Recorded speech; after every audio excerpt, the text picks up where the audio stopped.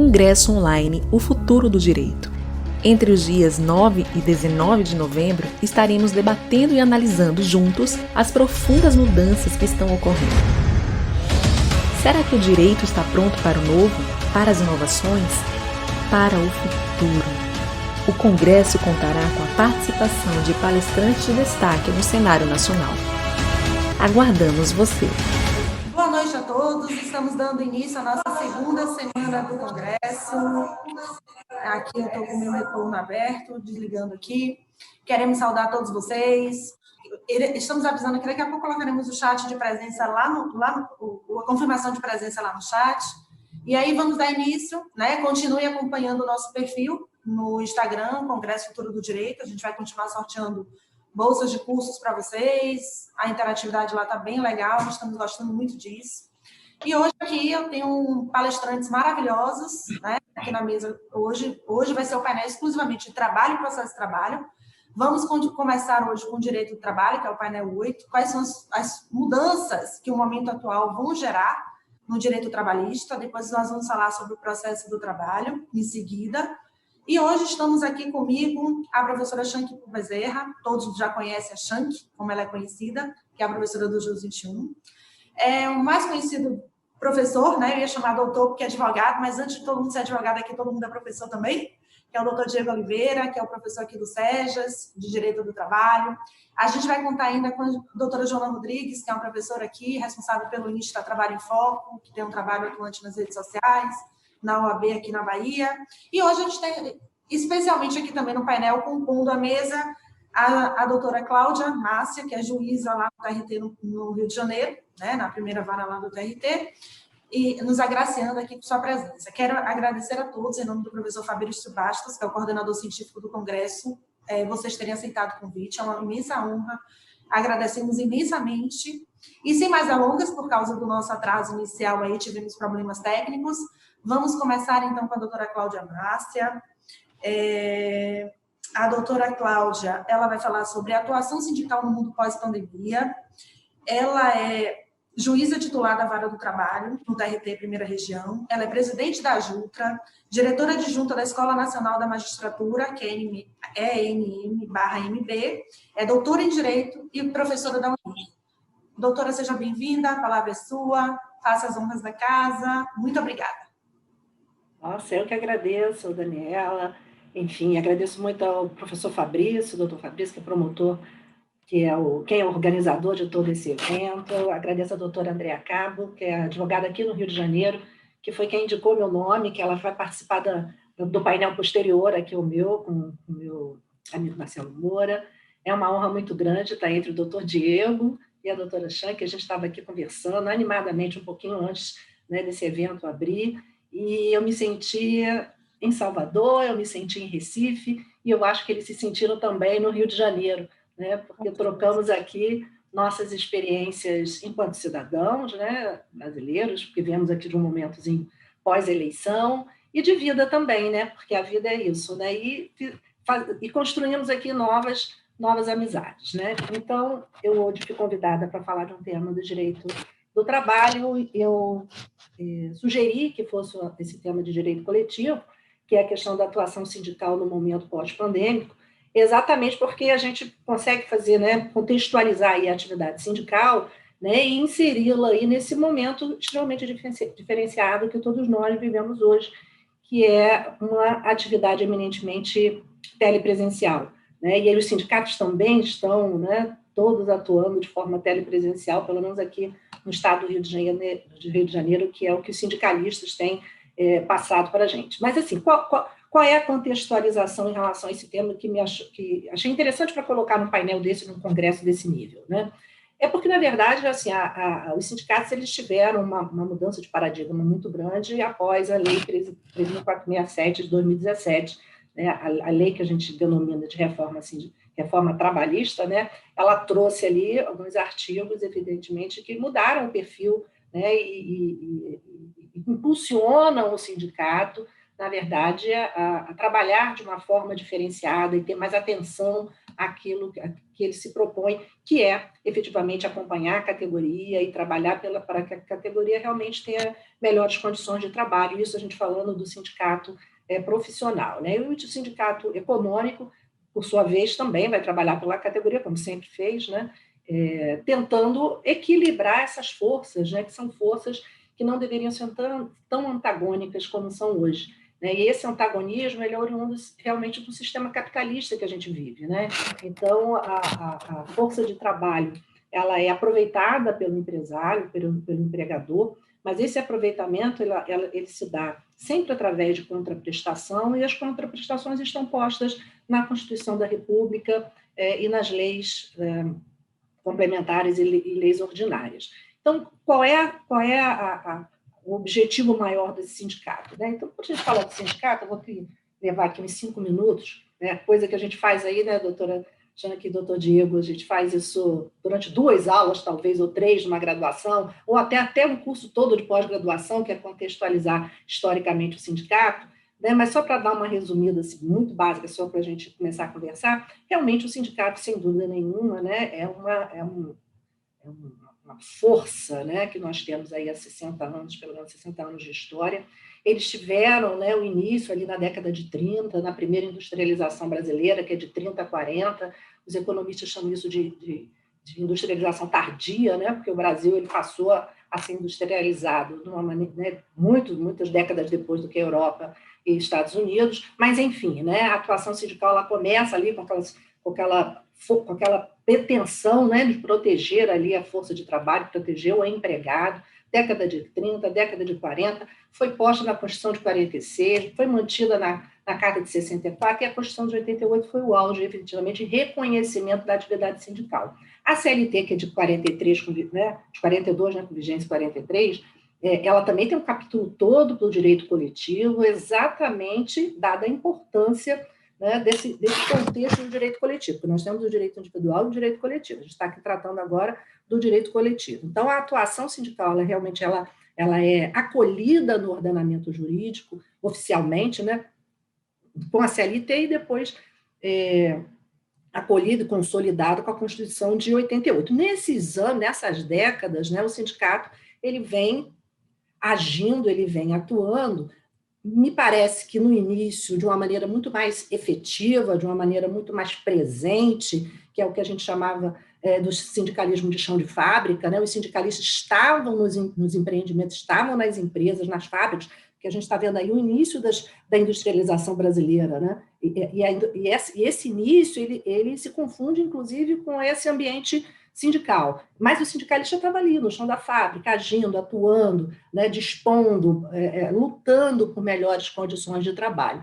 Na década de 70, a gente tem a crise do petróleo e ainda uma atuação sindical bem mais aguerrida, né, não é à toa que um partido, né, que se autodenominou de esquerda, ele se forma dentro do sindicalismo, no ABCD paulista, né, dada a força do movimento, ele consegue, inclusive, ter um braço político, que é o braço político, né, que deu origem a um Partido dos Trabalhadores. Olha, o nome do partido, né, tem tudo a ver, né, historicamente falando, não mais hoje, mas historicamente falando, tem tudo a ver. Na década de 80, a gente começa com uma crise econômica mais séria, e aí me parece, fazendo uma leitura aí, né, de um histórico muito rápido aí dessas décadas, que, na verdade, o sindicalismo ele acaba se afastando da categoria, né? E se afastando por movimentos ideológicos, até esses mesmos movimentos assim, com uma busca, talvez, né, ou com uma necessidade de manutenção, porque quando a gente fala de necessidade de manutenção, a gente está falando de dinheiro, né? Claro que os sindicatos eles precisam de dinheiro, mas durante uns 10 ou 20 anos, pelo menos, eles passaram a atuar meio que focados na receita, né? Ou seja, na contribuição sindical compulsória. Então, a abertura de sindicatos ela se dava sem muita controle, apesar do princípio da unicidade sindical, a gente tem milhares de sindicatos que nem correspondem efetivamente à categoria. Houve uma pulverização desse ambiente sindical. Mas isso, me parece, fazendo uma leitura até bem rígida em relação a isso, me parece em busca da contribuição sindical compulsória. Eu tenho números de 2016, esqueci, isso em 2016 que eu vi aqui no site. nós temos um recolhimento de contribuição sindical compulsória de quase 4 bilhões de reais. Isso, para 2018, 2019, já passou de 5 bilhões de reais de contribuição sindical obrigatória, que era, antes da reforma trabalhista, né, aquela determinação, inclusive, de que cada empregado deveria doar, né? Aí, doação meio estranha, né? Porque doação é um ato de vontade, né? Então, é um elemento volitivo, eu quero doar para o sistema sindical. Mas a lei impunha isso para o trabalhador brasileiro, né, de doar, aí, de repassar para a atividade sindical um dia de seu trabalho ao ano.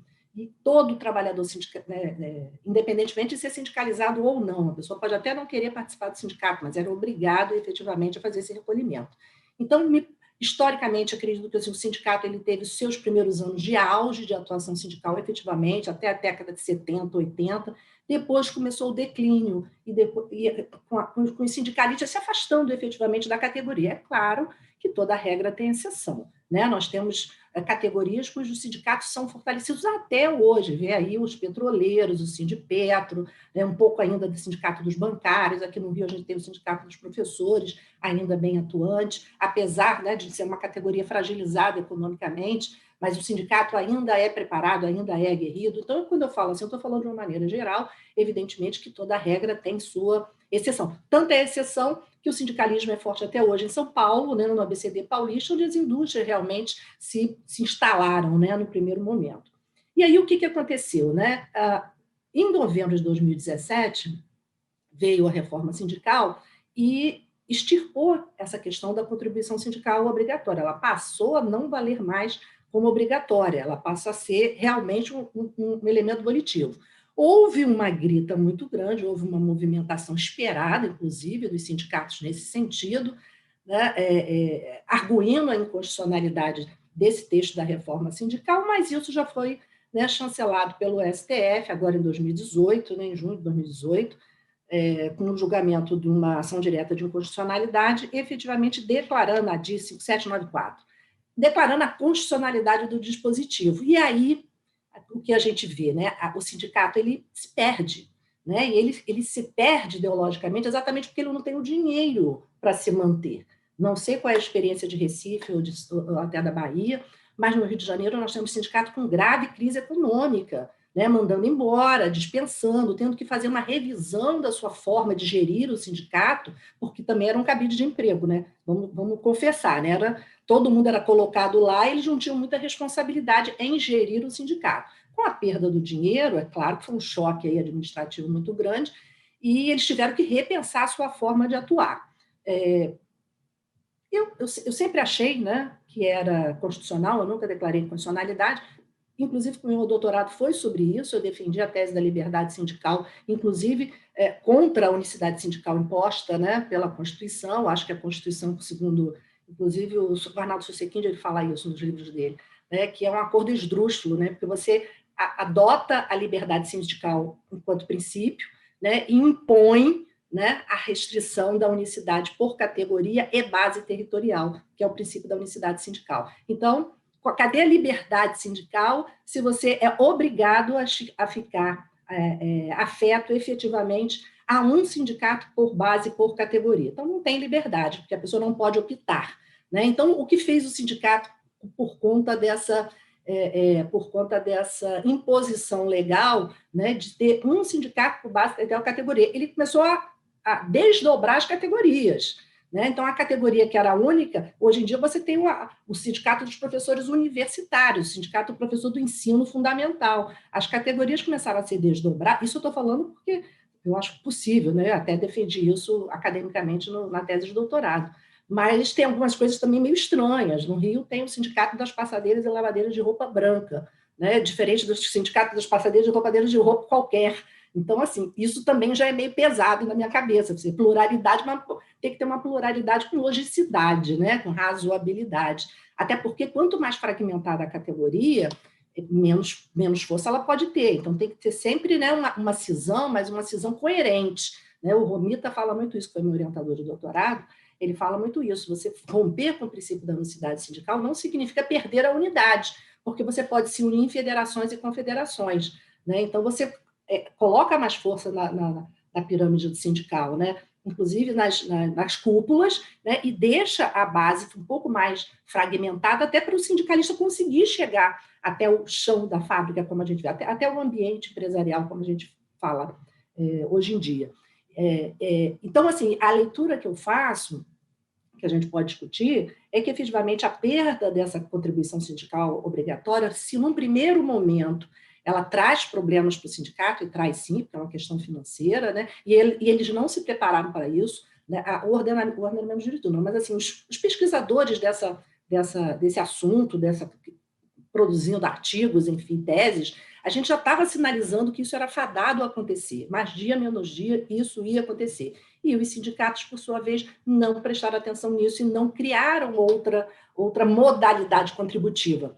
Aqui no estado do Rio de Janeiro, até porque eu fiquei um tempo em Macaé quando eu era juíza substituta, tive muito contato com o Sindipetro, que é o Sindicato dos Petroleiros, né, que trabalha para a Petrobras, e lá nunca foi obrigatório, né? O Sindipetro recebia e devolvia o empregado, e o empregado, por sua vez, ia lá e contribuía, porque a vontade dele contribuir para o sistema sindical, porque o empregado ele tem que ter essa noção, tem que ter essa convicção de que o movimento sindical é importante, ele precisa daquilo ali, ou ele acha que vai discutir reajuste salarial diretamente com o empregador dele. Não é assim. A figura do sindicato existe exatamente para proteger o empregado nessas negociações mais fortes com o empregador. Então, cabe ao empregado se sindicalizar, porque isso é importante, ele tem que passar a ter essa consciência de que a sindicalização é importante e contribuir financeiramente, assim como se contribui para tantas coisas. Eu contribuo para a minha associação de juízes, regionalmente, nacionalmente, a gente contribui para a igreja, às vezes paga dízimo. O sindicato é a mesma coisa, eles têm que ter a contribuição porque eles precisam se manter, mas eles precisam trabalhar. Né? Essa manutenção, né? Então, se você paga espontaneamente, você tem o dever, você tem o direito, o dever também, de exigir do seu dirigente sindical, efetivamente, que ele vá brigar, enfim, né? Lutar por melhores condições de trabalho. Então, num primeiro momento, você tem uma perda, mas eu acho que o sindicato ele tem que virar a chave rapidamente. A gente tem visto isso aqui no Rio de Janeiro. Virar a chave em que sentido? Olha só, aquilo que a gente não fazia 20, 30 anos, a gente tem que passar a fazer agora. A gente tem que ir ao encontro da categoria. A gente tem que convencer a categoria que a gente é importante. E a gente tem que trabalhar pela categoria. Não é conchavo o empresário, não. É trabalhar efetivamente, porque se a categoria perceber isso, constatar isso, vai contribuir, porque ela vai se sentir efetivamente protegida. Então, eu acho que esse é um movimento que vai acontecer, sabe, doutor Diego, doutora Alexandre, que a partir de agora, a partir de 2020, 2021, esse movimento começa a acontecer. Eu tenho relatos aqui no estado do Rio, não sei se é nacional, que por conta da pandemia, né, por conta desse movimento tecnológico todo, que todos nós estamos ligados online, o sindicato tem uma participação muito maior nas assembleias hoje do que antes. Porque você marca uma assembleia no final do dia, 7 horas da noite, 8 horas da noite, o povo está cansado de ter ficado o dia inteiro no trabalho, ter que acordar cedaço no dia seguinte. O que eles fazem? Não vão à assembleia, né? Eles ficam omissos, né? A categoria ela também ela é muito omissa. Agora, por conta da pandemia, o sindicato colocou tudo online. Da mesma forma que os congressos são online, seminário online, as audiências são online, a Assembleia Sindical agora é online, com uma participação efetiva. A categoria queria 40 pessoas para a Assembleia, hoje está 600 pessoas na Assembleia. E o sindicato... E aí, qual é a parte interessante disso? O sindicato ele vai ter visibilidade perante a categoria. E a categoria, sentindo firmeza na atuação sindical, ela vai passar a contribuir, e esse momento ruim financeiro que os sindicatos estão passando nesse primeiro momento, nesses primeiros 2 anos, né, 3 anos já, né, de reforma trabalhista, eles estão se recuperando, né, aquele sindicato que não se preocupou com isso, porque aqueles que se preocuparam não estão tendo tantos problemas financeiros assim. Teve, mas não é tão grande assim. Então, essa é a primeira questão. E a segunda questão que eu queria trazer para a reforma, o nosso tempo já está acabando, é em relação à modificação do 611-A, que eu achei ela muito interessante, né? Que a pessoa fala, mas por que isso é flexibilização do direito? Quando diz que a norma coletiva ela tem força além da lei, ela pode dispor contra a lei, ela pode dispor abaixo da legislação ordinária. No primeiro momento, mas por que isso é capitalista, porque isso é muito ruim, porque isso vai desproteger o empregado. Vai desproteger o empregado se o sindicato for ruim. né? Se o sindicato for pelego, se o sindicato não for atuante, porque nenhum sindicato sério, né, vai realmente pactuar com uma coisa muito ruim em relação à categoria. Você pode até perder um pouquinho aqui, porque isso é da negociação coletiva. As pessoas têm que saber disso. Você não ganha tudo, não pode, não é assim, a vida não é assim, a gente não ganha tudo dentro da nossa casa, brigando com o marido, ou discutindo com o aluno, porque a nota, né? Eu quero 7, eu quero 8, então 7,5 pelo menos, né? Você chega num termo ali, numa revisão de nota, normalmente em época de prova, tem muito isso. É a mesma coisa do sindicato, você não vai ganhar 100%, mas você ganha 70%, você ganha 40%, você ganha 30%, ganha. O negócio é ganhar. E o que diz o 611-A? Exatamente isso. Blindaram a Constituição, óbvio, né? Tudo que está na Constituição não pode ter alteração em péjus, alteração prejudicial ao empregado, mas o que está fora da Constituição, o sindicato é livre para negociar com a categoria. E isso pode ser bom, isso não é ruim por si só, essa liberdade, porque isso vai trazer uma responsabilidade muito maior para o sindicato. E isso é que é legal. Eu tenho essa leitura, falo assim, isso é flexibilização. Mas, em compensação, vai dar mais responsabilidade para o sindicato. O sindicato tem que pensar 2 vezes, tem que agir melhor, tem que ser aguerrido e tem que negociar aquilo que é bom para a categoria. Por quê? Né? As pessoas falam, porque 1 hora... Eu mesmo vivia falando isso, né? E, enfim, né? Que 1 hora é o mínimo, né, de intervalo para refeição e descanso. Fora disso, é ter problema de saúde, é causar problema de saúde do empregado. Eu era uma que defendia isso. Até, doutor Diego, doutora Chan, que comecei a ver no meu tribunal que os servidores gozam menos de 1 hora, porque eles querem sair cedo. Eu falei, gente, mas no serviço público a gente está dando esse exemplo, né? Ruim. E aí, não, ninguém ficou doente, está todo mundo feliz, porque eles tiram 30 minutos, saem 30 minutos mais cedo. O que fez a reforma? Possibilitou isso, né? E possibilitou isso, e se isso vier disposto num acordo e na convenção coletiva, muito melhor para o empresário. Então, o que a gente fala, por exemplo, para o empresariado? Né? Olha, não pensa que agora, na época da pandemia, né, uma das medidas provisórias, ela autorizou a negociação direta com o empregado. Ok, mas é porque era pandemia. A gente precisava de agilidade, né, para resolver as questões de suspensão, de diminuição de horário. Por isso que a medida provisória autorizou. Passada a pandemia, volta a negociação coletiva, porque tem que ser assim, né? E aí a categoria pode negociar, né? Isso tem essa autorização na reforma trabalhista, no sindicato dispor de horário menor para intervalo, sem ser inconstitucional, sem ser, né, inconvencional, porque é outra moda, né, que as pessoas estão falando, né, até para arguir a inconstitucionalidade. Quer dizer, é possível, né, desde que não traga efetivamente prejuízo, sabendo que negociação coletiva é sempre isso, é um ganha, perde, perde, ganha, mas no conjunto da obra, né, algo de melhor tem que sair para o empresário.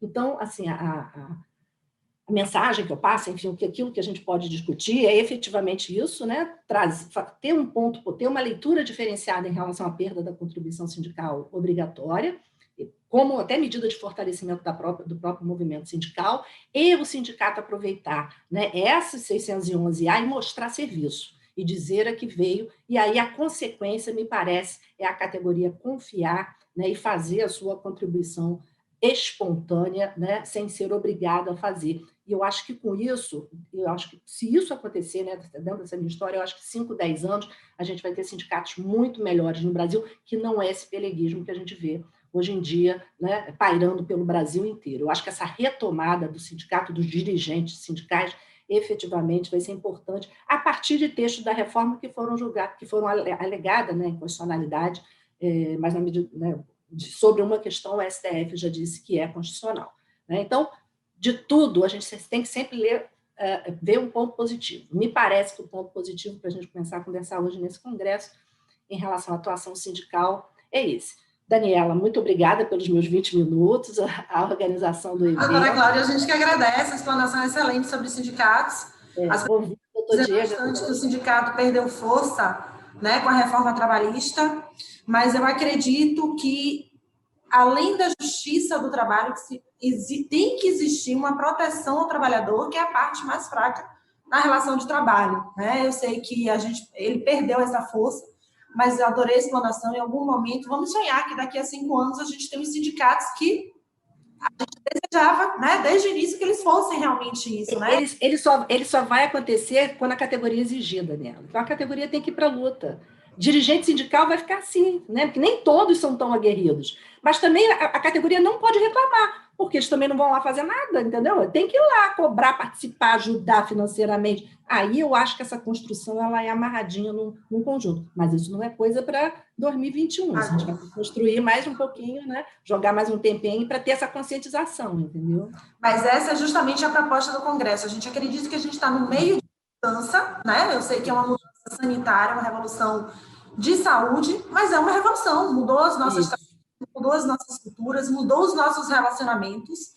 E o que ela vai deixar de legado para o futuro? É sobre isso que... É porque a gente estava aqui nos bastidores, nas salas bastidores, mas a gente transmitiu um vídeo no início em que a gente... O nosso pensamento, as mudanças vão acontecer e a gente vai ter legados. Então, por exemplo, a gente teve o painel de Direito Público semana passada, em que os professores falaram que os legados vão ser sentidos daqui a 15, 20 anos, e as revoluções a gente sabe que elas vêm para ficar. E a velocidade com que tudo acontece hoje é muito rápido. O que a internet trouxe para a gente? Né? É uma pena a gente falar sobre isso, mas eu sigo a Glória Pérez, eu gosto muito dela, pelas reflexões que ela faz, e aí todo ano da morte da filha dela, ela faz um post para lembrar a filha. E no ano passado ela comentou sobre isso, a filha não acompanhou a mudança que a internet trouxe nos nossos relacionamentos. E a filha dela tem o quê? 20, 25 anos, então a gente está falando de uma velocidade do tempo muito rápida. E como é que a gente vai acompanhar tudo isso? Então, a proposta foi essa. Muito obrigada, doutora, pela sua participação. Vamos acompanhar e eu não quero mais atrasar o painel. Vamos passar a palavra para a professora Shank. Quem não acompanha a professora Shank nas redes sociais, eu vou colocar no chat as redes sociais dos professores, né? Vocês podem acompanhar também no nosso Insta oficial, a gente marca os professores. Mas a professora Shank agora ela está numa vibe nova de vida, ela está passando uma motivação totalmente diferente. E eu falei para ela, minha vontade agora é seguir exatamente a força de vontade que ela está demonstrando. Ela perdeu os 30 quilos, mudou todo o ritmo de vida dela. Quem conhece Shank sabe que ela tem as maiores turmas de segunda fase de Direito do Trabalho presenciais do Brasil.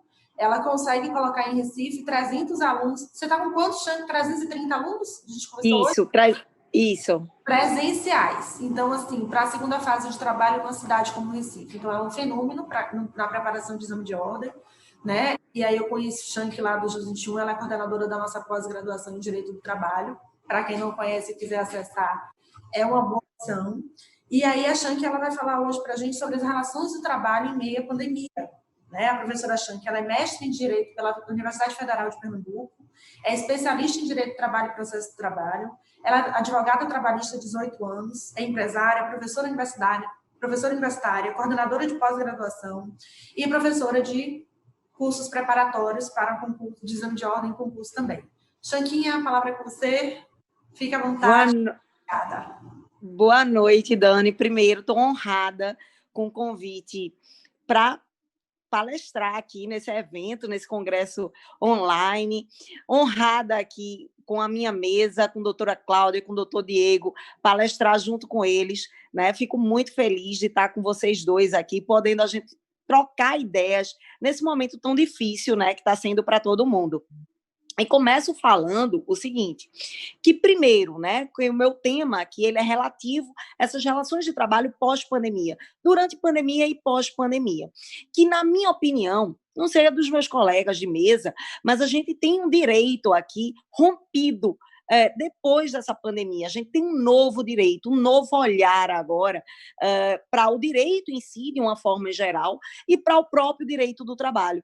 Então, coisas que a gente nem imaginava que poderia acontecer com o direito do trabalho, ele vem acontecendo agora, né? Após pandemia, durante a pandemia, e pela própria situação em si que leva, e pela própria crise financeira que está tendo que ser transformado absolutamente tudo. E aí a gente começa dizendo que o direito do trabalho em si, ela vem passando por duras transformações. Desde a reforma trabalhista, a Lei 13.467, de 2017, que eu costumo dizer aí que é um ano que não acabou. 2017 foi um ano que não acabou para o direito do trabalho, foi um ano que não acabou para nós, operadores de direito, foi um ano que não acabou para os trabalhadores, né? Um ano aqui que veio trazendo aí mudanças drásticas em direito do trabalho, veio revolucionando absolutamente tudo e muito complicado ainda em lidar com os efeitos da reforma, né? Tudo está sendo muito complicado ainda. Então, a gente sempre diz que com a reforma trabalhista, né, meus alunos faziam mesmo assim, Shank, olha, eu te adoro o direito do trabalho, mas agora, né, direito do trabalho, não vou poder estudar mais, porque direito do trabalho acabou, né? Eu digo, não, calma aí, né? Não acabou ainda não, me dá uma chance para eu mostrar que direito do trabalho não acabou, né? Tem um pouquinho de paciência, eu vou mostrar que direito do trabalho ainda ele existe e ele ainda é uma opção, né? Então, assim, mas é verdade que a gente vem passando por duras transformações, né? Desde a reforma e agora com a pandemia. E quando surgiu a pandemia, várias empresas me procuravam e diziam assim, doutor, é o seguinte, eu posso pegar meus empregados, isso antes até das medidas provisórias, eu posso pegar meus empregados, mandar todo mundo embora, mandar todo mundo ir para casa, quando acabar esse negócio, eu trazer todo mundo de volta? E imediatamente eu dizia, olha, não. Por quê? Porque o risco do negócio é da empresa, o risco do negócio é do empregador.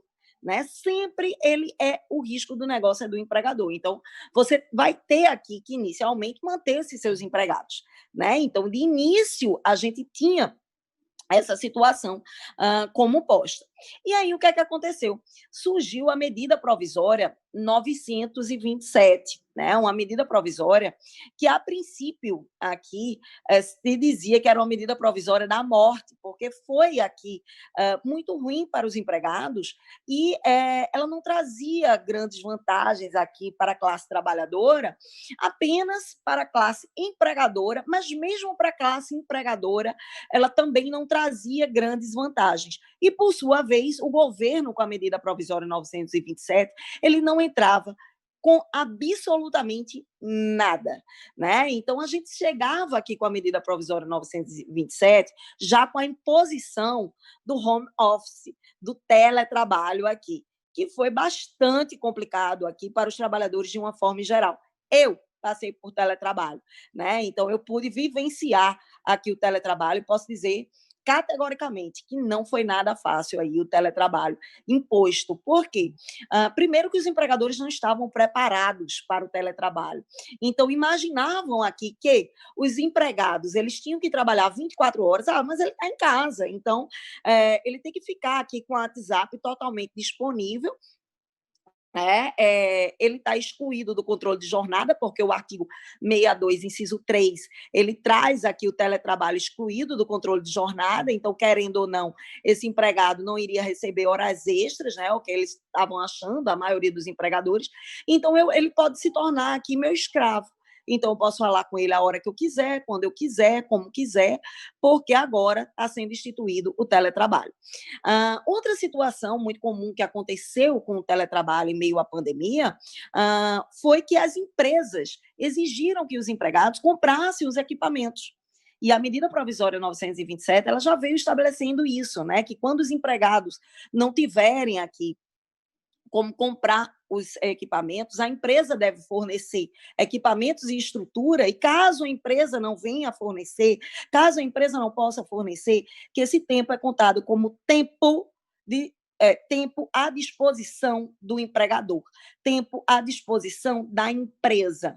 Então, eu tive, nesse meio tempo, vários empregados, vários trabalhadores desesperados, onde eles me procuravam e diziam assim, doutora, a empresa está me exigindo que eu compre um notebook, eu não tenho notebook. Eu usava o notebook da empresa, eu usava o computador da empresa.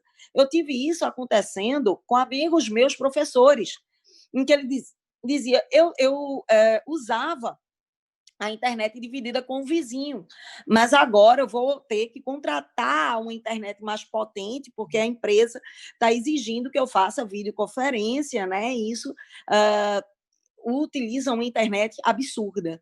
Então, em meio a essa situação, a gente vê uma transferência também de responsabilidade para o trabalhador, inclusive com ônus para ele financeiro, o que jamais pode existir, né? Então, a gente está no meio de uma pandemia, a gente está no meio de uma crise e a gente tem um ônus financeiro transferido para esse trabalhador, para esse empregado aqui que fica com encargo altamente dispendioso, né? Então, como se não bastasse o teletrabalho, que o teletrabalho não foi fácil, a gente veio com a situação das férias.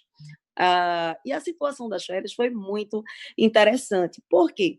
Porque as férias a gente tem como regra geral, no sentido de trazer aqui segurança e saúde, higiene para o trabalhador, um descanso de 30 dias aqui depois de um ano, mais de um ano de trabalho, né, após 12 meses, e os 12 meses subsequentes, o empregador tem o direito, tem o dever e o empregado o direito de receber essas férias na época em que melhor convier os interesses da empresa, do empregador.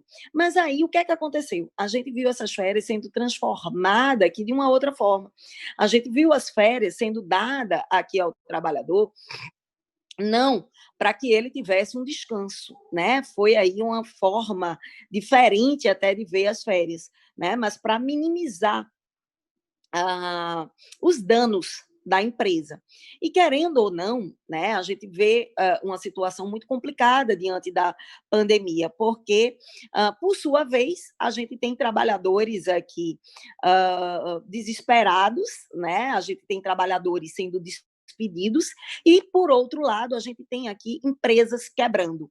E se a gente tem empresas quebrando, né, a gente tem aqui o desemprego, e o desemprego de uma forma absurda, um desemprego estrutural, e aí as pessoas, eu me lembro, começaram a dizer assim, mas é melhor ficar desempregado mesmo no período da pandemia, recebe seguro-desemprego e está tudo bem, está tudo ok, e não é, tá? Ficar desempregado em meio à pandemia, assim, sem pensar numa recolocação do mercado, porque não vai ter, não é melhor para absolutamente ninguém. É um pensamento totalmente equivocado aí nesse meio.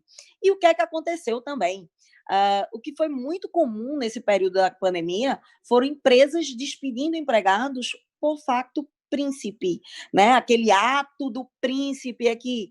E a despedida era o seguinte, vocês estão despedidos e vocês vão buscar seus direitos do governo lá na justiça, o que não existe, né? Sem dar nenhuma obrigação, nenhuma verba rescisória, e facto príncipe sequer é isso.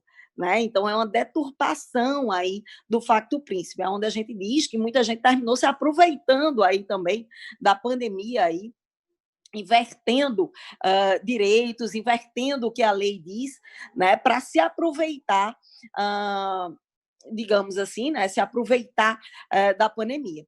E o que é mais interessante, eu já na época, quando se falava, né, dessa despedida de facto príncipe, eu dizia, opa, a pandemia não tem nada a ver com o facto príncipe, não. Né? A pandemia ela vai, se ocorrer a extinção do estabelecimento aqui, a gente pode falar de força maior, né? Mas de facto príncipe aqui jamais. Facto príncipe é outra história. Né? E vi muitos doutrinadores aí defendendo até a hipótese de facto príncipe. Até surgir a lei aí 14.020, dizendo que na pandemia não se pode despedir por facto príncipe.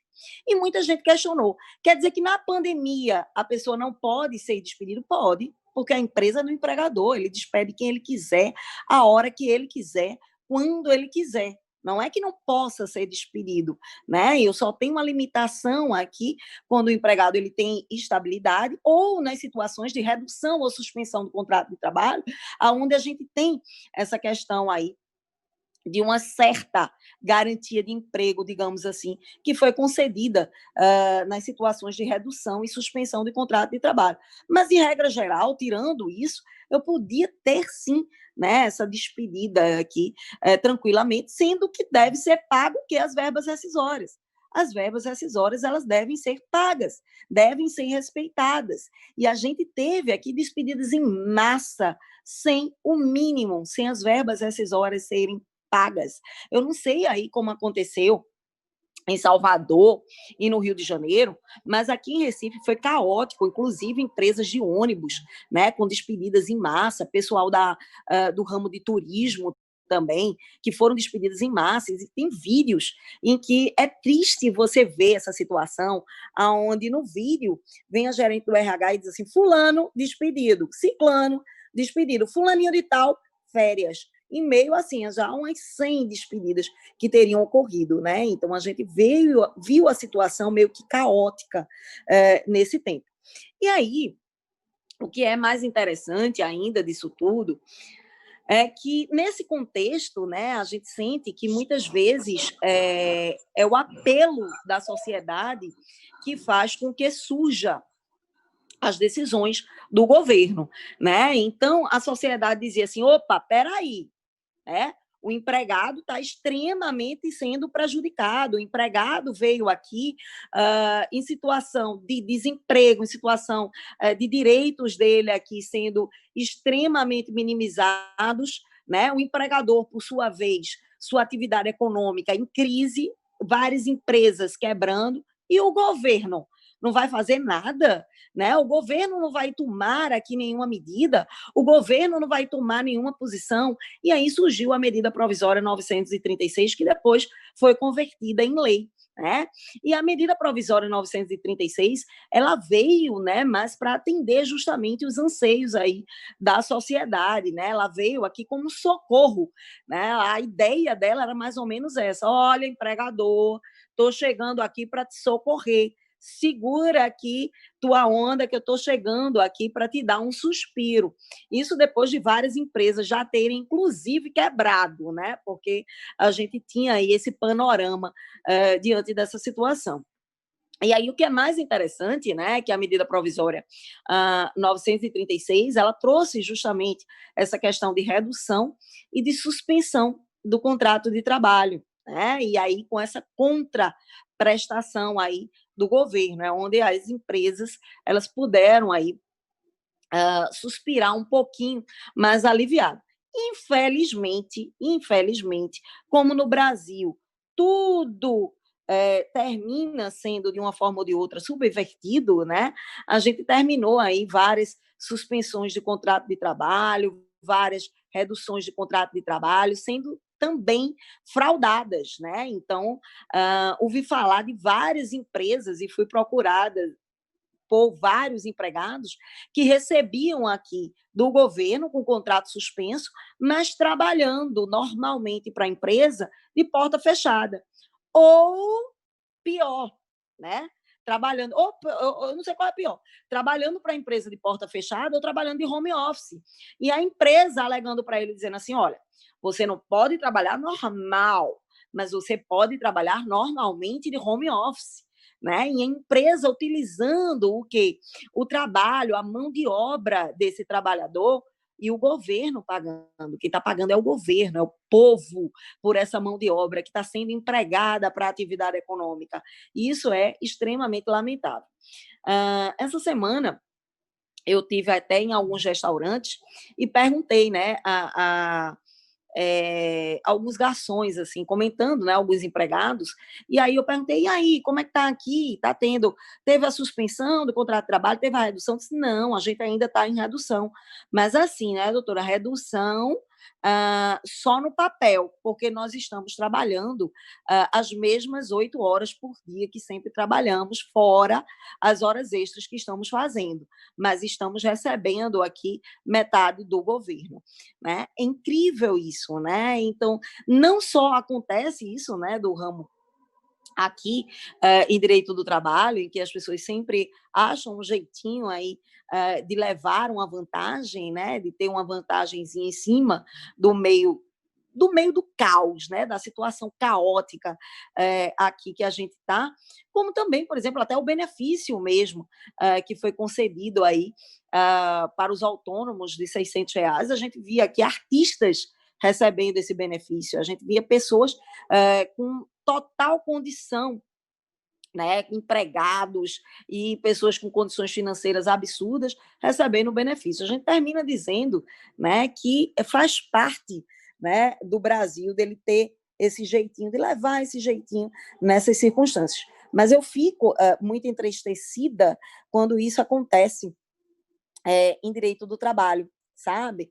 E quando isso é usado com a mão de obra do trabalhador para levar essa vantagem econômica aqui em cima dessa mão de obra sendo utilizada. É meio que a gente retorna aqui para a Revolução Industrial, a gente retorna para a escravidão aqui desse empregado, em que ele passa a ter os direitos dele todos violados, direitos esses conquistados aqui com muita luta, com muito suor ao longo de anos aqui, né, de briga. Então, assim, isso serve agora também, a pandemia, querendo ou não, serve para a gente fazer uma reflexão, né? Estou fazendo uma reflexão aqui de todo esse período de pandemia aqui, de direitos dos trabalhadores, de direitos que foram violados, de direitos aqui sendo usurpados em prol de benefício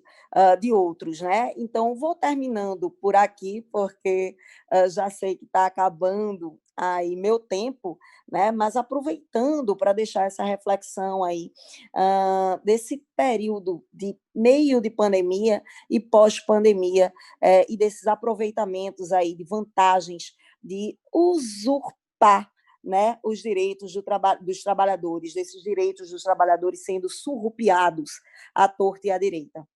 Dani, passo a palavra para você. Shank, muito obrigada por sua participação. Aqui o chat, os alunos estão fazendo alguns comentários, algumas referências. Eu falei para eles que eu ia sugerir que você depois abrisse algum chat, alguma questão de caixinha de pergunta. Uns, inclusive, estão comentando que perdeu o estágio porque não tinha internet banda larga. E, tipo assim, a gente vive num mundo, né, que hoje, tipo, são condições essenciais ou não, porque a gente não vive sem internet, né? Se você Exato. em casa, sem internet, sem luz, são nada, um zero à esquerda. Simplesmente, você não consegue fazer nada. É estranho isso, tipo, você fica sem nada, refém da situação. Então, vou lhe sugerir depois, não sei se é nas suas redes sociais, eu disse que indicar lá no chat as redes. Se você quiser abrir depois uma caixinha de pergunta para fazer algum debate sobre as colocações que você chegou a fazer aqui, o pessoal estava comentando lá no chat, e vai ser muito bem-vinda. Eu agradeço a sua participação, né? Faço o registro aqui do ingresso da professora Joana Rodrigues, do Insta Trabalho em Foco. Ela é uma professora bastante atuante aqui em Salvador. Ela que vai encerrar o nosso painel hoje. E vou passar a palavra para o doutor Diego Oliveira, que é professor lá de Direito do Trabalho no curso CEJAS. Ele vai falar sobre a advocacia trabalhista do futuro. Ele é consultor jurídico, advogado atuante nas áreas trabalhistas e corporativa, especialista em Direito do Trabalho e Processo do Trabalho pela UFBA, professor de Direito do Trabalho e Processo do Trabalho no curso CEJAS e em diversos cursos de pós-graduação no país. Professor, fique à vontade. Muito obrigada, tá? Boa noite, pessoal. Boa noite, Dani. Primeiramente, eu queria agradecer esse convite de poder estar participando aqui desse evento. Para mim é verdadeiramente uma honra estar participando. Agradeço a Dani, agradeço ao professor Fabrício Bastos aí pelo convite. E queria dizer que é uma honra maior ainda por vários motivos eu estar participando dessa mesa, né? Primeiro, pela questão da representatividade, né? Estou aqui rodeado de mulheres e quem me conhece sabe o quanto que eu valorizo a presença e a representação feminina no mercado de trabalho como um todo, então estou extremamente honrado. Aquela frase da oração, né? Bendito sois vós entre as mulheres. Então, eu sou uma pessoa bendita aqui hoje, abençoada por estar rodeado de mulheres e, acima de tudo, mulheres talentosas, né? Não só mulheres talentosas, mas também mulheres amigas, né? Jean, que é minha grande amiga, Joana, também minha grande amiga, a doutora Cláudia, que eu não conhecia, não conheço pessoalmente, mas já conheci aqui, já vi que é uma simpatia de pessoa. A gente estava batendo um papo aqui com o Shank também, no backstage, aqui no nosso camarim virtual, antes da gente começar. Já marcamos aqui da gente se encontrar no Rio de Janeiro, a gente ir nos barzinhos lá quando a coisa voltar ao normal, né? Então, a gente aqui já está bem adiantado nessa etapa também. Estamos só aguardando essa questão dessa pandemia passar aí, tá? Mas é um prazer enorme aqui estar nessa mesa aqui com pessoas extremamente talentosas e amigas e simpáticas, tá? O meu tema, pessoal, é um tema bastante assim interessante. Eu até estava conversando com as meninas aqui que eu mudei o meu tema aqui em cima da hora por causa da questão do tema, do painel, né? Que é um painel de direito do trabalho. Eu ia falar sobre a questão de audiências telepresenciais, que é um tema bastante interessante também. Mas como a gente já tem um painel de processo do trabalho, eu vou deixar esse tema para alguém do painel lá de processo do trabalho e vou falar da advocacia trabalhista do futuro. Vou comentar algumas coisas aqui em relação à questão das mudanças que a gente está tendo no direito do trabalho. A doutora Cláudia já falou, o Shank falou também muita coisa aí, e a gente vai fazer um apanhado aqui das mudanças e mostrar como isso vai impactar na advocacia trabalhista no momento pós-pandêmico, no momento após essa pandemia, né? E, primeiro de tudo, é interessante que eu estava pensando, né, que como é assim, no mínimo, chocante para a gente, como a gente vê o avanço da sociedade como um todo, né? Diariamente a gente percebe a sociedade evoluindo, e eu estava me lembrando, eu vou me entregar aqui minha idade, mas como já entreguei ontem, né, porque eu fiz 34 anos ontem, né, e já postei isso, então não tem problema eu revelar aqui minha idade. Então, na época que eu era estagiário, não sei se essa situação que eu vou contar se aplica às pessoas que estão aqui na mesa, ou alguém que está aí assistindo a gente, mas na época que eu era estagiário, nem se falava em processo digital, em PJE, né? E eu era estagiário, aquela coisa de processo físico, eu estagiava num escritório pequeno, e era um escritório que, apesar de ser pequeno, tinha muitos processos, um volume muito grande de demandas, e eu ia para poder fazer o protocolo na Justiça do Trabalho, que a gente ficava na mesma rua lá no nosso escritório, e aí eu ia para a Justiça do Trabalho levando vários carrinhos daquele carrinho de metal, assim, vários.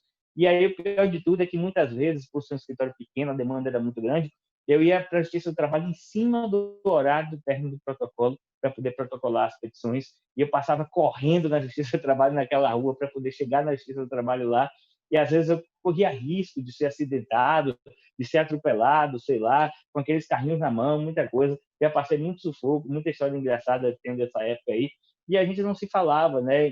Até se pensava, até por uma questão de saber o quanto a sociedade evolui, quanto a tecnologia vem evoluindo diariamente, até se pensava que um dia a gente fosse ter um processo totalmente digital. Não se pensava no formato ainda, mas a gente já imaginava, né? E aí depois veio, eu lembro como hoje, aqui na Justiça do Trabalho, a última petição trabalhista foi protocolada em 2014, fora do PJE, aqui em Salvador. Eu lembro dessa data como hoje. E foi bastante interessante como de lá para cá as coisas mudaram. E dentro do direito do trabalho também a coisa mudou bastante. A doutora Cláudia e Shank comentaram aí também a questão da reforma trabalhista que veio aí em 2017, a Lei 13.467, trouxe uma série de mudanças que impactou bastante. Naquela época, de fato, Shank, muitas pessoas falavam que o direito do trabalho iria acabar, mas eu sempre comentei que o direito do trabalho ele vive numa espécie de roda gigante, né? Às vezes a gente está em cima, outra hora a gente está embaixo, a gente passa momentos de luta, momentos de conquista, isso é uma coisa histórica, né? O direito do trabalho é fruto de conquista, é resultado de luta de classe, de conquistas, né? Então a gente precisa entender que uma hora a gente perde, outra hora a gente ganha, e a gente continua na luta, continua na batalha, e a gente vai ganhando, vai conquistando direitos, vai perdendo um pouquinho, depois vai ganhando de novo, vai reconquistando, vai conquistando novos direitos, novas situações acontecem, novas relações jurídicas surgem, novas normatizações aparecem, e a gente vai lutando para poder conquistar e manter a vanguarda dos direitos fundamentais trabalhistas de todos os trabalhadores. A gente vai nessa batalha aí diária. Então, assusta um pouco quando a gente vê a reforma trabalhista assim, dilapidando direitos trabalhistas, mas a gente sabe que é uma situação que se adapta, a gente se adapta bastante. A gente teve uma queda, por exemplo, aqui no TRT da quinta região, de 50% no primeiro mês, no primeiro momento da reforma trabalhista, de ações que foram ajuizadas. Então, é um susto que a gente leva e tal, mas a coisa já se adaptou. Hoje a gente já vê as ações trabalhistas sendo novamente ajuizadas, numa nova formatação, é verdade, o que eu destaco até alguns elementos positivos. Por exemplo, antes da reforma trabalhista, a gente pedia, como a gente fala aqui, né, pedia como se pede a Jesus. A gente pedia tudo, fazia um monte de pedido, né? Aí o que colar colou, aquela história do jogo barro, né? Vai, pede aí um monte de coisa. Não tem risco, era uma ação sem risco para o trabalhador, né? Então ele podia pedir o que quisesse, não tinha problema nenhum, era só pedir. Se não ganhasse também, no máximo era a improcedência que ia ter daquele pedido específico. Então, como não tinha risco, as ações não tinham, as petições iniciais não tinham qualidade técnica, né? Os advogados não se esmeravam tanto para fazer uma petição inicial. E aí, agora, com a reforma trabalhista, os advogados pensam duas vezes antes de colocar um pedido na petição inicial, porque sabe que tem a questão da sucumbência, né, em cima daquele pedido específico. Então, se não tiver como provar, se não tiver como, de fato, ter a procedência daquele pedido, fica muito arriscado incluir aquele pedido na petição inicial, na reclamação trabalhista. Então, verdadeiramente, houve uma mudança E nesse ponto, para mim, foi muito positivo para a advocacia trabalhista.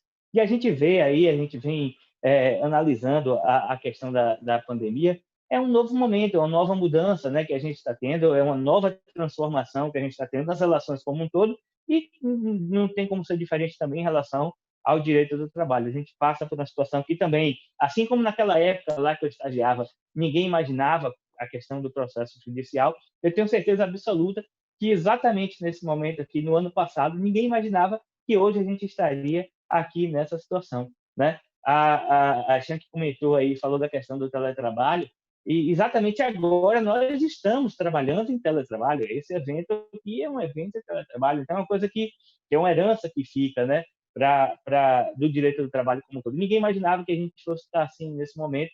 E aí tem uma série de coisas, de mudanças que a gente tem. Eu vou comentar rapidamente aqui, eu sei que Shank comentou algumas coisas, então eu vou me ater a comentar algumas outras coisas e mostrar como isso pode impactar a advocacia trabalhista no futuro, no momento da pós-pandemia. Então, a primeira coisa interessante que eu queria comentar para vocês é que a pandemia ela exige, por ser uma questão de calamidade pública, de fato, assim reconhecida pelo nosso legislativo, por ser uma situação de calamidade pública, ela clama situações, medidas emergenciais. E essas medidas emergenciais vieram através de medidas provisórias, que são feitas justamente com essa finalidade, né? Em caso de relevância e urgência, a gente tem a medida provisória que pode ser proferida pelo nosso presidente da República para poder normatizar essas situações aí atípicas. E nós tivemos uma série de medidas provisórias aqui dentro do nosso país, não só do direito do trabalho, mas como para regular toda a questão da pandemia. E o direito do trabalho, nós tivemos aqui, acho que 4 medidas provisórias que impactaram mais diretamente aqui o direito do trabalho. Com início, a MP 927, que trouxe uma série de coisas, e uma situação muito interessante, Shanky, que eu queria trazer, complementando o que você disse, é o seguinte: aquela medida 927, ela veio não só trazendo a questão do risco para o trabalhador, mas ela colocou todo o peso da pandemia nas costas do trabalhador. As pessoas talvez não lembrem, mas eu preciso recordar que aquela medida provisória ela tinha um artigo, que era o artigo 18, que trazia a suspensão do contrato de trabalho pelo prazo de 4 meses, sem o trabalhador receber nenhum pagamento por conta disso. Então, eu fico imaginando o que é que passa na cabeça do chefe da executiva, não quero nem entrar em questão político-partidária, que o momento não é disso, mas o que é que passa na cabeça do executivo de imaginar que o trabalhador ele vai passar 4 meses sem receber nada. Lógico, tinha questão de afastamento para poder qualificação profissional, mas, em síntese, aquilo ali era só para florear mesmo, o trabalhador ia ficar 4 meses sem receber nada, e aí ele ia viver, talvez, de luz, né? Viver de luz, porque a gente sabe que o brasileiro, em geral, ele não está acostumado a juntar economias. O brasileiro não é um povo que tem educação financeira a ponto de juntar, guardar um dinheiro com uma situação de emergência. Se você for perguntar aí, eu que até arrisco perguntar ao pessoal que está nos assistindo, até as pessoas que estão aí na mesa, quantas pessoas possuem uma reserva de emergência para momentos como esse? Eu tenho certeza que a imensa maioria vai dizer que não sabe nem o que é, de fato, uma reserva de emergência e não sabe nem como é que monta uma reserva de emergência. Mas isso não é culpa da pessoa, é culpa da cultura brasileira em geral, que não traz essa situação, essa informação para o povo de que é importante a gente se preparar financeiramente para um momento de emergência. Logicamente que também tem a questão financeira propriamente dita, que as pessoas já recebem pouco, e quanto menos você recebe, mais difícil fica de você montar uma reserva de emergência para um momento atípico como esse.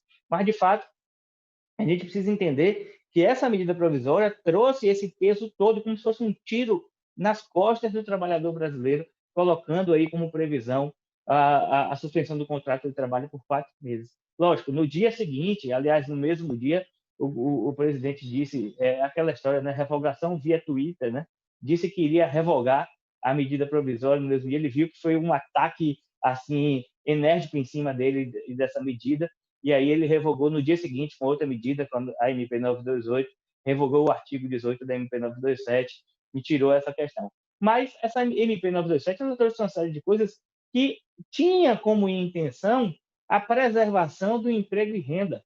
Por isso que ela tinha essa ideia de evitar que houvesse dispensa do trabalhador, de dar algumas possibilidades para o empregador, para que o empregador pudesse, olha, você pode adotar algumas medidas e com essas medidas você não vai precisar dispensar os seus empregados. Só que eram medidas verdadeiramente inócuas. Eu posso falar disso na prática. A prática da advocacia trabalhista mostrou que eram medidas inócuas.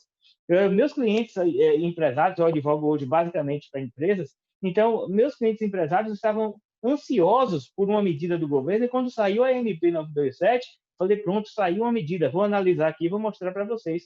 E aí trouxe para eles o que poderia ser feito, e a gente analisou e viu que não ia adiantar praticamente nada, né? Não ia adiantar praticamente nada.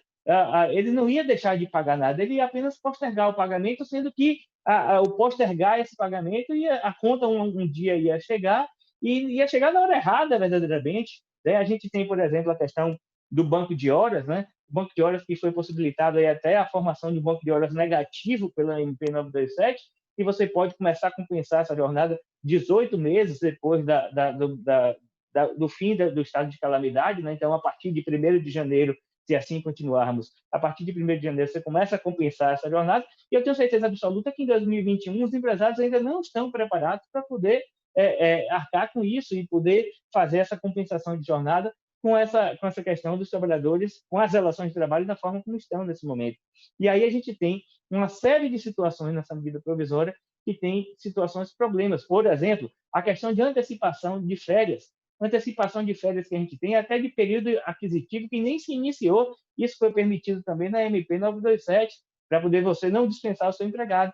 Aí diz assim, olha, o valor das férias você paga como se fosse um salário normal, até o 5º dia útil do mês subsequente, mas o terço de férias, que é o terço constitucional, você paga até o dia 20 de dezembro, junto com a última parcela do 13º. E aí está chegando a hora do pagamento da última parcela do 13º. Eu pergunto, quem é o empresário? Qual é o empresário nesse momento que já está preparado para pagar essa conta que ele adquiriu lá atrás, porque colocou um monte de gente de férias, né, para poder não dispensar, e agora vai ter que pagar o terço de férias junto com o 13º salário. Todo empresário, quando chega a final de ano, normalmente já está apertado para pagar o 13º, e ainda vai ter o terço constitucional das férias que ele deu lá atrás. Então, a coisa está muito mais complicada para os empresários. Isso acabou gerando, durante a questão da pandemia também, a situação de dispensas em massa. Isso não evitou. Essas medidas que foram permitidas pelo governo não evitaram as dispensas em massa, como o Shank contou aí alguns exemplos também, não evitou, não impediu que as dispensas ocorressem. Então, nós temos aí agora, como uma herança da pandemia, diversas relações de trabalho terminadas e que, seguramente, direitos trabalhistas foram violados, porque os empresários dispensaram não porque queriam, mas porque foram forçados por conta da situação em que se encontravam, e se foram dispensados os trabalhadores forçados por conta da situação, seguramente os empresários não tinham também dinheiro para pagar a rescisão. E se não tem dinheiro para pagar a rescisão, o que aconteceu? Uma grande quantidade de desempregados estão aí transitando no Brasil. Nós temos o recorde de desemprego no Brasil, cerca aí de 13 milhões de desempregados nós temos aqui no Brasil atualmente. Isso significa que esses desempregados que têm direitos trabalhistas violados vão seguramente buscar esses direitos na Justiça do Trabalho. O que vai acontecer? Vai aumentar e muita quantidade de ações trabalhistas. Isso é uma herança que a gente tem para o futuro, no momento pós-pandemia. Já estamos até usando dessa herança, já estou vendo muitas ações trabalhistas sendo ajuizadas por conta de situações da pandemia. Então, essa herança até já chegou, né, a advocacia trabalhista, mas com certeza é uma coisa que vai continuar por muito e muito tempo. Então, eu tenho certeza absoluta que o advogado que nesse momento estiver assistindo a gente, ou o estudante que estiver aí no finalzinho do curso, já para poder fazer o exame da ordem, ele pode já pensar em atuar na advocacia trabalhista, porque é um mercado que vai ter uma quantidade muito grande de ações para se atuar, não só para defender os trabalhadores, mas também os empresários que vão receber essas ações trabalhistas. Eu sempre faço essa ressalva que a gente tem que ter muito cuidado, porque a advocacia trabalhista, eu costumo dizer que é uma advocacia que não é uma profissão, é uma missão que a gente tem aqui. E como missão que a gente tem, a advocacia trabalhista exerce uma função social muito grande. Nós somos atores de uma engrenagem social muito importante nesse processo de recuperação do Brasil pós-pandemia. Então, eu sempre falo, olha, vamos ter muitas ações, mas os próprios advogados trabalhistas têm que ter cuidado, tem que utilizar desse trabalho, dessas ações que vai ter, com muita parcimônia. Tem que, por exemplo, primar pela conciliação. É muito importante você pensar que a conciliação ela vai vir como também uma espécie de preservação das empresas. Eu fico muito triste, eu não sei se aconteceu no Rio de Janeiro e em Recife, mas eu acredito que sim, e Joana pode já ter percebido isso aqui também em Salvador.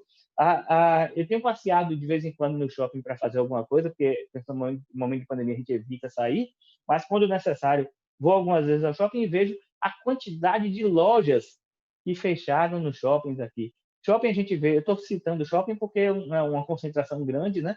Mas a gente pode imaginar que se no shopping fechou a quantidade grande de lojas, a gente imagina que em todo o setor também uma quantidade grande de empresas também teve as portas fechadas por conta de não terem resistido, né, à pandemia. Então, é uma situação muito importante, que a gente precisa ter muita atenção, a gente precisa ter cuidado, porque para poder até preservar e ajudar nesse processo de recuperação do nosso país, mas a gente sim temos uma situação favorável para o direito do trabalho no pós-pandemia, quantidade de ações enormes vão acontecer, já estão acontecendo, e quem pretende atuar na área trabalhista tem que ter atenção em relação a isso. Outros temas são muito importantes que a gente tem também, temas controversos a gente tem, eu vou citar só um exemplo aqui, porque Dani já apareceu ali, né?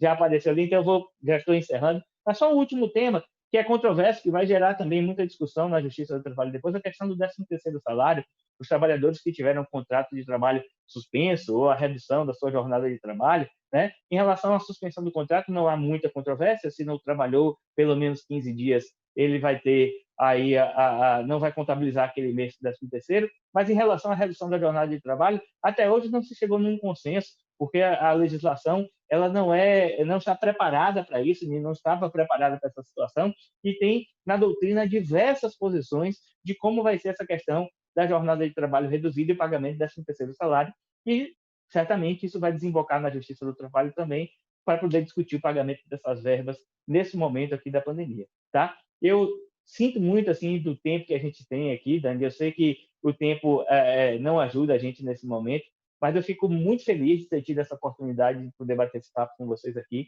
Agradeço muito o carinho de todos os colegas e amigos que estão nos assistindo aqui. Fico muito feliz, agradeço. Obrigado por tudo, Dani, com você.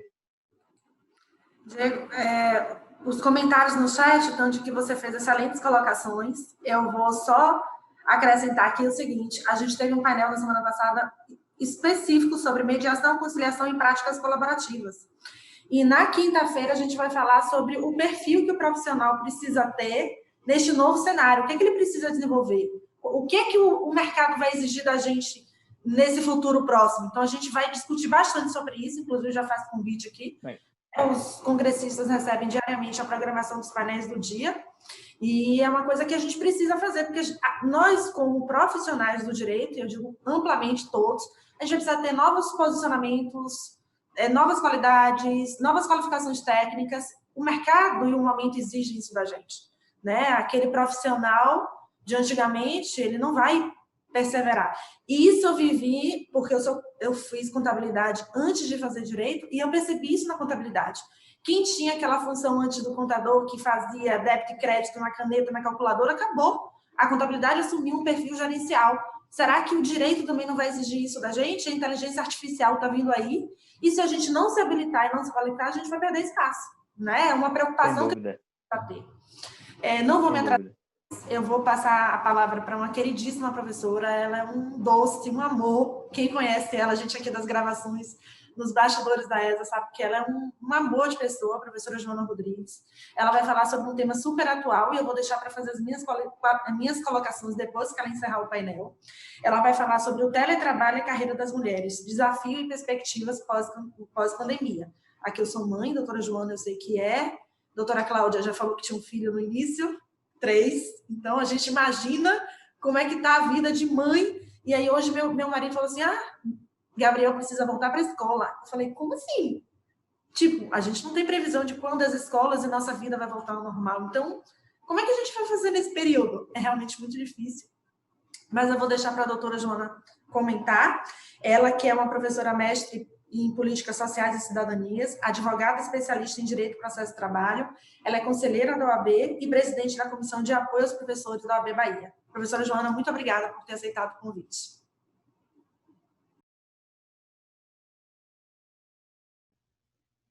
Olá, pessoal, boa noite.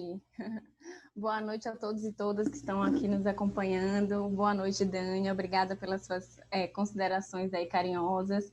Boa noite aos colegas que estão aqui. Queria, inclusive, desde já pedir desculpas por não ter estado aqui desde o iniciozinho para ouvir todas as palestras. Infelizmente, estava com outro compromisso que na hora a gente não consegui desfazer ali, mas estou muito feliz de estar aqui, né, ao lado de vocês. Também não conhecia todos os professores. Estou aqui ao lado de um grande amigo, né, Diego Oliveira, uma oportunidade.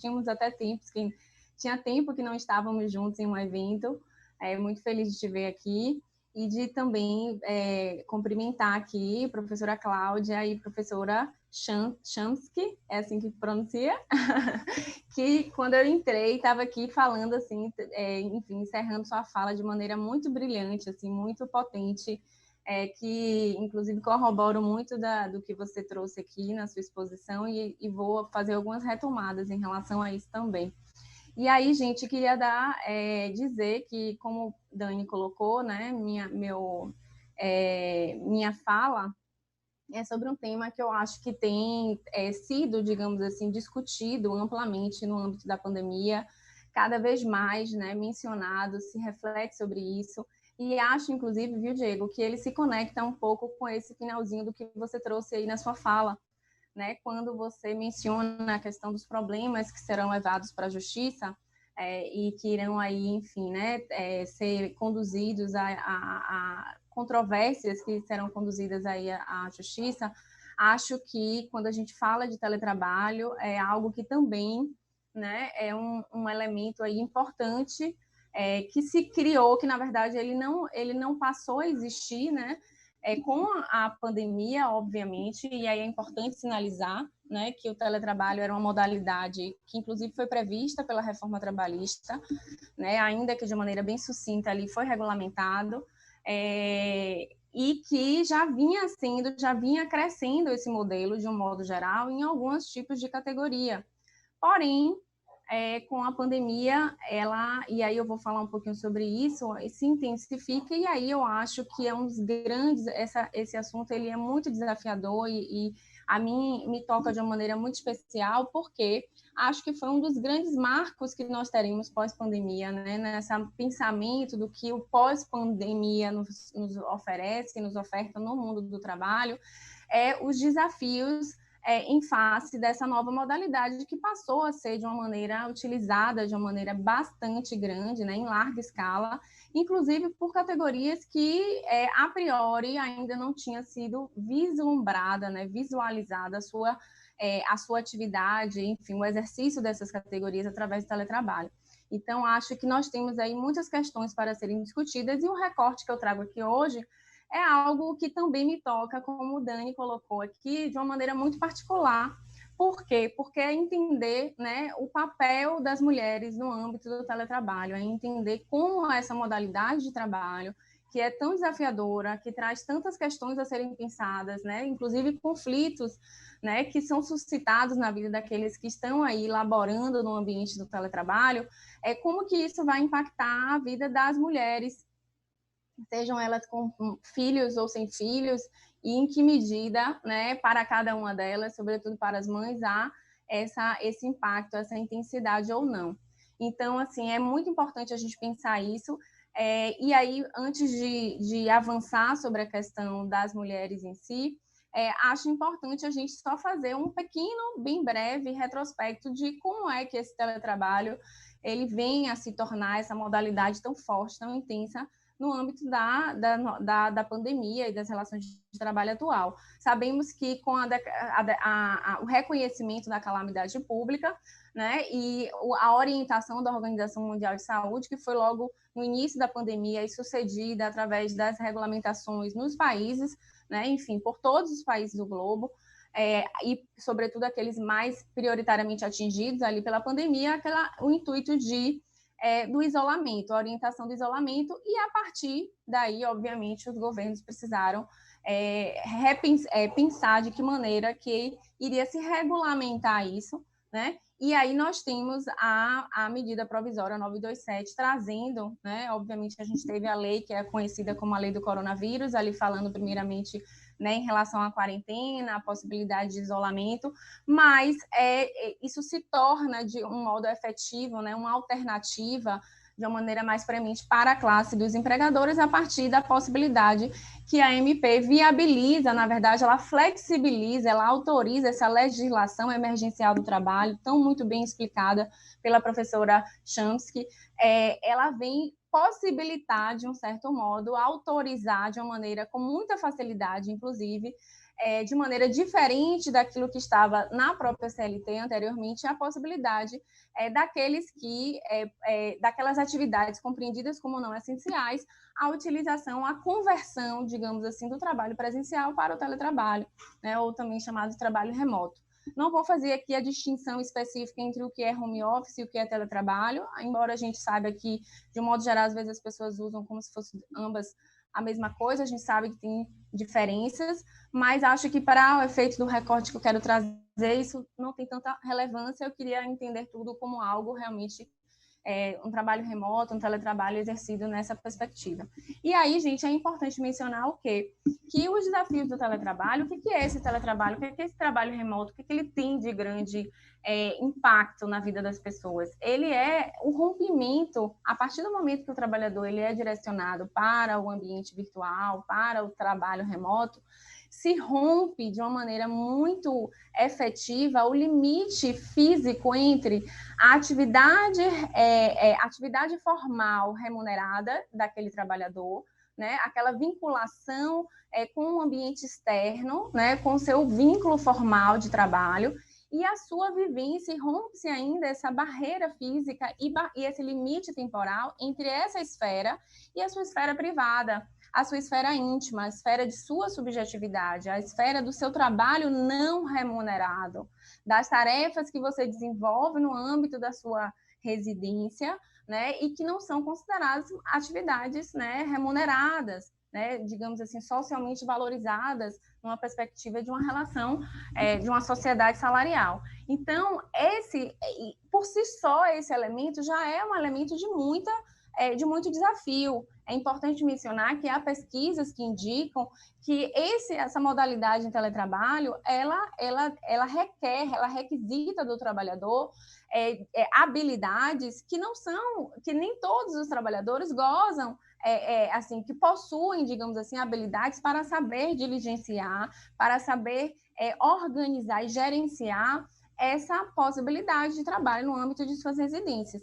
Então, por si só, já é algo que traz vários questionamentos, vários desafios para as pessoas. E o que a gente percebe, e aí é importante também sinalizar isso antes de falar das mulheres, que esses empregadores que também foram pegos de surpresa com a questão da pandemia, que também precisaram modificar sua modalidade de trabalho para manter a atividade econômica de suas respectivas empresas pela via remota, esses empregadores também não digamos assim, foram lançados, assim como os empregados, os trabalhadores, nessa modalidade, muitos de uma maneira absolutamente inesperada. E o que nós vimos, o que nós passamos a ver, digamos assim, um desafio para essas empresas de como realizar a gestão desse trabalho, né? Como lidar com as questões envolvendo a proteção de dados desses funcionários, como lidar com a questão da privacidade dessas pessoas, como lidar com a questão da cobrança de produtividade dessas pessoas, como lidar com os aspectos envolvendo a saúde, né, física, né, e emocional dessas pessoas. Então, realmente, estamos tendo, e os dados estão aí para demonstrar, uma pesquisa que foi publicada, foi feita, encomendada pela Microsoft há pouco tempo atrás, que indicou que 40% da população brasileira que está trabalhando em teletrabalho ou home office se disseram acometidas pela síndrome de burnout, que é uma síndrome de esgotamento profissional. E essa síndrome de burnout, quando a gente vai analisar essa pesquisa, a gente verifica que um dos elementos, inclusive, que foi ali trazido, né, sugestionado por aqueles que foram pesquisados, era o excesso de reuniões, né, a modalidade de cobrança, né, o excesso de cobrança e a forma como essa produtividade era cobrada no ambiente do teletrabalho, e a ansiedade, né, o medo do desemprego, né, a forma de se entregar a esse trabalho, a própria dificuldade que o teletrabalho traz, de você não saber distanciar, separar, né, aquilo que é o seu trabalho daquilo que você... Então, as pessoas estão com a sensação de que estão trabalhando mais. Estar trabalhando em casa, a sensação de exaustão, né, porque temos, de um lado, o empregador que não observa as particularidades dessa modalidade, não sabe, muitas vezes, fazer essa gestão de pessoas, e, de um outro lado, temos ali um trabalhador que, no âmbito de uma pandemia, mais do que nunca vulnerabilizado, com medo de perder o emprego, e também sendo lançado a essa modalidade de uma forma absolutamente inesperada, sem saber como conduzir isso no âmbito de seus lares, trabalhando de maneira a conduzir-se, por assim dizer, a esse esgotamento. Então, gente, vocês percebem, eu fiz assim, um cenário bem caótico para a gente entender o que é esse teletrabalho no âmbito da pandemia. Aí agora a gente transporta toda essa noção e essa compreensão para a vida das mulheres. E aí é importante mencionar que quando a gente faz essa transposição, a gente vai ter que buscar, para a gente entender o que isso representa para as mulheres, uma perspectiva histórica muito importante para a gente compreender esse fenômeno. Porque quando a gente fala de trabalho da mulher, a mulher, e aí eu vou requisitar aqui rapidamente um conceito muito importante para a gente entender, a gravidade, né? E muito se disse no início da pandemia, estamos no mesmo barco, isso virou até clichê, né? Todo mundo fala, não, porque a pandemia não escolhe quem vai acometer, o vírus não escolhe. Mas, rapidamente, a sociedade se apercebeu que não existe, né, esse mesmo barco, nunca existiu. A tempestade, quiçá, talvez seja a mesma, mas o impacto da vida das pessoas, ela é absolutamente distinta. Então, nós temos grupos vulneráveis, sim, que estão sofrendo de maneira mais fortemente, sendo impactados por esse momento de maneira diferenciada. E nesse contexto do teletrabalho, as mulheres, não há dúvida nenhuma, né? E os dados também estão aí para nos mostrar, diversas pesquisas, que as mulheres estão sendo mais impactadas com essa modalidade de trabalho, porque, e aí, como eu disse anteriormente, vou requisitar aqui um conceito, né, para quem fala de mulheres e para quem estuda, se debruça aí acerca do entendimento, né, da doutrina feminista, digamos assim, um conceito bastante importante, que é o da divisão sexual do trabalho, que é a divisão das formas de trabalho a partir das relações sociais de sexo.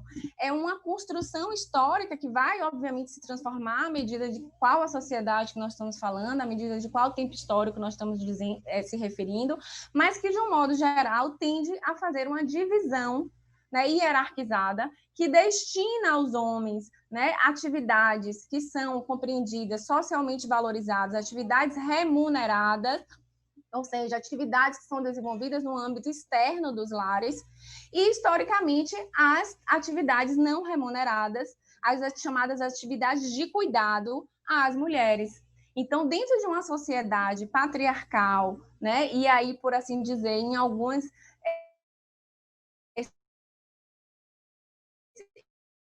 em diversos momentos machista, a gente entende que, historicamente, as mulheres, em função dessa lógica, né, em função dessa compreensão, essa divisão se intensifica, se perpetua, de modo que as mulheres fica sempre destinado que as tarefas domésticas, o cuidado com as pessoas idosas, o cuidado com as crianças. Então, as mães, né, se você for analisar a perspectiva das mães dentro do mundo do trabalho, é algo muito cruel, é algo muito... tem vários problemas, né? Então, as mães, quando se tornam mães, elas são as primeiras ali. Existem pesquisas que apontam a quantidade de mães que perderam emprego durante a pandemia e que não estão conseguindo a recolocação no ambiente de trabalho. Então, por que eu quero dizer isso? Porque no ambiente do teletrabalho, essas mulheres passaram a ter que já tradicionalmente, né, em um determinado momento, nesse processo histórico, saíram do ambiente dos lares e apenas das tarefas de cuidado para o ambiente do mercado de trabalho, ou seja, conseguindo alcançar o mercado de trabalho formal. Essas mulheres, agora na pandemia, no âmbito do teletrabalho, né, estão sendo mais do que nunca sobrecarregadas, com triplas, com quádruplas jornadas. Por quê? Porque elas estão sendo responsáveis pelo seu trabalho, né, que tradicionalmente elas possuem, e ainda estão sendo, digamos assim, sobrecarregadas com aquelas tarefas que poderiam estar sendo divididas, né, pelos membros da família, mas que tradicionalmente, historicamente, como eu mencionei, são a ela atribuídas. Então, para as mulheres, o teletrabalho, nesse contexto, tem sido um objeto de intenso adoecimento mental, adoecimento em relação ao tempo, né, as condições psíquicas e emocionais dessas trabalhadoras. E aí as pesquisas, eu não estou computando o tempo, tá, Dani? Ou doutora Andrea, né, que está aqui agora conosco, se você puder ir me sinalizando, que eu tô, enfim, não computei no início. Mas vejam, o que acontece? Então, essas mulheres, elas estão tendo que lidar com essa nova ordem e em condições muito adversas. Então, os dados, a pesquisa Oxfam, que foi publicada há 2, 3 meses atrás, junto com uma organização chamada Sempre Viva, ela trouxe dados que apontam que 50% das mulheres na pandemia passaram a ser responsáveis por o cuidado de alguém. Então, no mais das vezes, quando nós temos um idoso, uma pessoa enferma, quem é que cuida? Essas mulheres. Mas quem é que mais perdeu o emprego no âmbito da pandemia? As mulheres. Os dados também já demonstram isso, né? Quantidade de mulheres que o mercado, a procura por reposicionamento do mercado, né? A pesquisa Oxfam apresentou que 60% das mulheres, né, conduziram-se nesse sentido, porque por conta dessa falta de emprego, dessa dispensa. E aí você traz essa ansiedade toda para o âmbito do teletrabalho, para o âmbito dessas mulheres que, de algum modo, entre aspas, ainda que privilegiadamente, estão ali posicionadas no âmbito do trabalho formal, porque estão no teletrabalho, mas que estão vivenciando toda essa insegurança e todo o peso de ter que lidar com essas tarefas de cuidado, essas tarefas não remuneradas, e a tarefa remunerada de seus respectivos empregos. E o que aí a gente tira como entendimento, né, de futuro, né? Porque aqui nós estamos para pensar o futuro do direito do trabalho. A gente já sabe que essa é a realidade, que o teletrabalho ele possivelmente vai perdurar, ele vai continuar uma modalidade de trabalho que não vai acabar assim muito facilmente. Nós temos uma realidade que é uma realidade histórica, em relação ao posicionamento da mulher na sociedade para com o trabalho. Então, sobrecarga das mulheres em relação às tarefas não remuneradas e as suas tarefas remuneradas. Então, como fazer isso? Qual o papel dessas empresas? Isso. Gente, normal, tá tudo. Acho que alguém está com o microfone. Vocês estão ouvindo? Não? Tá. Então, como é que a gente tem que olhar para isso? Tem que ter um cuidado muito grande, né? Porque perceba que a empresa, né, quando a gente pensa na cobrança de produtividade, a partir dessa lógica, é uma cobrança muito injusta. Você fazer uma cobrança de uma produtividade de um trabalhador dentro do ambiente de teletrabalho, ao qual ele não está ali responsável por todas essas outras tarefas não remuneradas dentro do seu lar, e a cobrança em face de uma mulher a qual, né, dentro dessa realidade, e os dados já demonstram, a quem está ali, digamos assim, sobrecarregada com essa lógica, que é uma lógica efetivamente machista, que digamos assim, designa como sendo a principal responsável por todas essas outras tarefas. Então, há uma necessidade de se repensar de que maneira que você vai fazer essa gestão. E aí, para finalizar, né, vou entrar aqui num ponto muito importante que precisa, sim, ser refletido no âmbito da pandemia, porque nós não sabemos até quando é que essa vacina vai chegar e quando é que essa cura, né, digamos assim, e essa realidade irá efetivamente ser modificada, que Dani colocou, que é a questão das escolas, né? As mulheres, no momento atual da pandemia, estão vivendo um dilema, um drama verdadeiro, tá? No sentido de precisar voltar para o trabalho, aquelas empresas que, com a retomada, já não precisam mais manter as suas atividades no âmbito do teletrabalho, ou seja, estão fazendo uma migração agora do teletrabalho para o presencial, e essas mulheres não têm com quem deixar os seus filhos, porque, sobretudo, os colégios públicos, né, além dos particulares, muitos ainda não retomaram as atividades escolares. Então, como fazer isso? Nós já sabemos que tem mulheres que estão requerendo medidas judiciais, judicializando essa tentativa de se manter no âmbito do home office, do teletrabalho, né? Visto que não há nenhuma regra formal, nenhuma norma que obrigue uma determinada empresa a manter esse trabalhador no âmbito do teletrabalho, do home office.